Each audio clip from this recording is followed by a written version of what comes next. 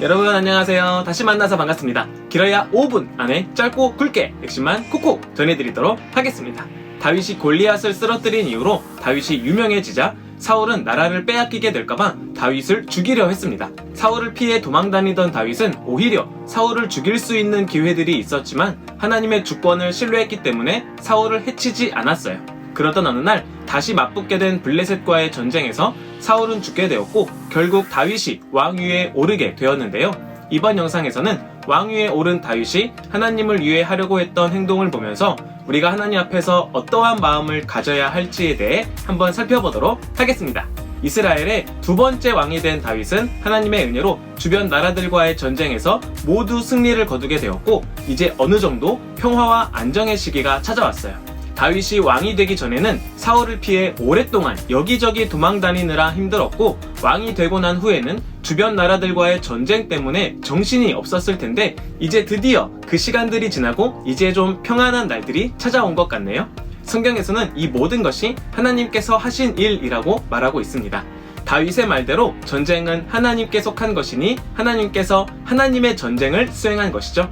이렇게 다윗을 통해 이스라엘의 진정한 왕은 하나님이시라는 것이 드러나고 있는 것 같습니다. 그러던 어느 날 다윗은 선지자 나단을 불러서 이렇게 말했습니다.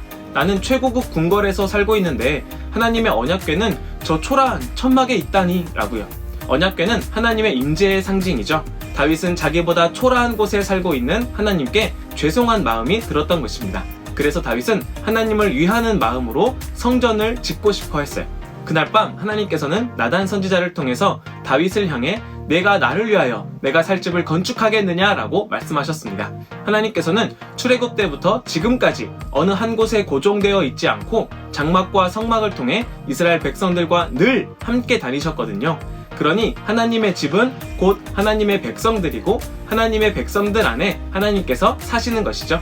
게다가 하나님께서는 그 어느 누구에게도 집을 지어달라고 하신 적이 없기 때문입니다. 그렇게 하나님께서는 내가 나를 위해 집을 지어주는 것이 아니라 내가 너를 위해 집을 짓겠다라고 말씀하셨습니다. 누가 누구를 위하는지가 완전히 달라져 있네요. 게다가 다윗의 자손을 통해 그의 나라를 견고하게 하겠다고 하시고 그이가 하나님의 이름을 위해서 집을 건축할 것이고 하나님께서는 그의 왕위를 영원하게 하겠다고 하십니다. 하나님께서 다윗을 위해 지어주시겠다고 하는 그 집은 그 왕의 가문과 다스림을 가리키는 말인데요.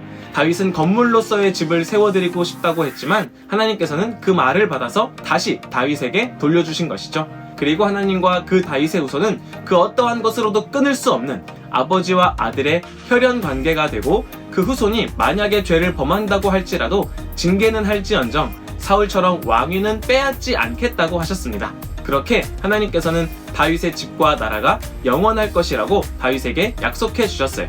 그래서 우리는 이것을 다윗 언약이라고 부릅니다. 훗날 이 다윗의 자손으로부터 예수님이 나오죠. 그리고 예수님을 통해 영원한 하나님 나라가 세워집니다. 나단 선지자에게서 이런 이야기를 들은 다윗은 아무것도 하지 않고 곧장 하나님 앞에 나아가 앉았는데요. 다윗은 하나님이 어떤 분이신지 찬양하고는 하나님의 말씀대로 다윗의 집이 영원히 복을 받기를 원한다고 기도했습니다. 하나님을 위해 무언가 거창한 일을 하고 싶었던 다윗이 할 수 있었던 가장 거창한 일은 역설적이게도 하나님 앞에서 아무것도 하지 않는 것이었네요. 다윗은 다른 사람도 아닌 하나님을 위해서 뭔가를 해드리고 싶은 마음이었지만 하나님께서는 그보다 앞서 먼저 복을 주기 원하셨는데요. 다윗은 그 뜻을 깨닫고 자신의 계획이 아니라 하나님의 계획을 따르기로 결정했습니다.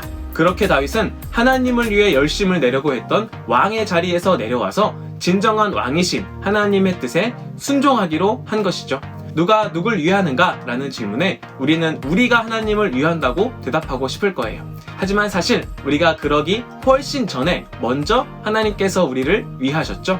그 하나님의 마음을 기억하면서 그럴듯한 열심을 내려는 마음들 내려놓고 우리의 인생의 주어를 바꾸어서 먼저 하나님 앞에 나와 하나님의 뜻을 구하는 모두가 되시기를 주님의 이름으로 축복합니다.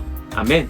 이 영상이 도움이 되셨다면 구독과 좋아요 부탁드립니다. 그럼 다음 영상에서 만나요. 안녕.